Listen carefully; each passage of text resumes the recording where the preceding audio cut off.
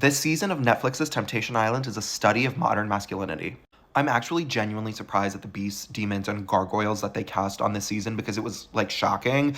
If you guys follow me, you know that I tend to be like fairly objective. I'm at the same time, like, I feel like these shows are created in a lab to make us like wake up. Like, this is to awaken our third eye and see what the fuck is out there because these men are monsters and demons. Like, starting from this side, Brian is a monster, right? Like, the fact that he said it doesn't matter, spoilers for the rest of the season if you didn't finish.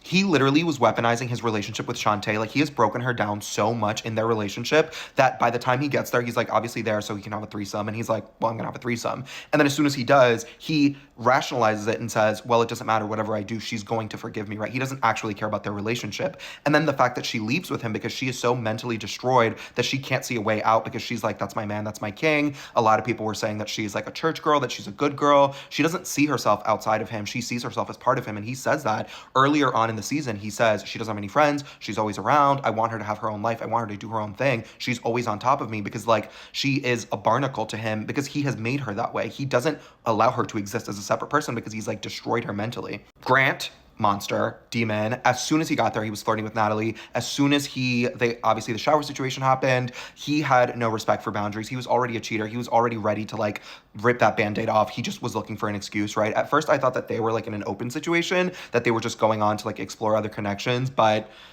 they did explore other connections. They just didn't have an agreement about it beforehand, right? Like, he sucked. The fact that he was so willing to flirt, the fact that he was like completely disregarding of her boundaries, and all four of the men, as soon as they saw one thing that upset them, they were like, okay, fuck this relationship, right? Lino was the only one who didn't cheat, but I feel like it's because he didn't have a chance. I didn't feel like any of the girls like really liked him or vibed with him. I'm happy that him and Angela stayed together. I wish them an ounce of luck. Tyler, demon. Tyler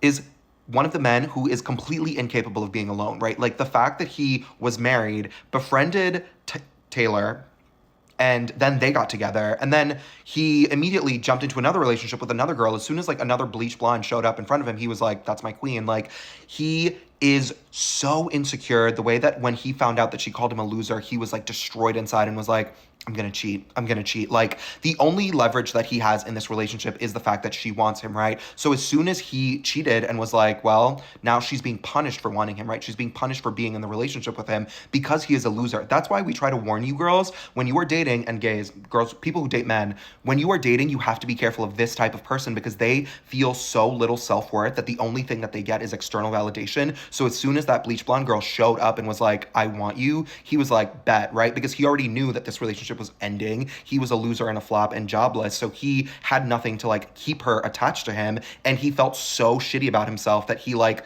needed to cheat to like get it elsewhere. And if you read Esther Perel's The State of Affairs, a lot of men do that. A lot of people in relationships do that, but mostly men. They will seek the external validation elsewhere because they don't know how else to get it, especially if they are struggling financially or like feeling badly about their self-esteem and self-worth.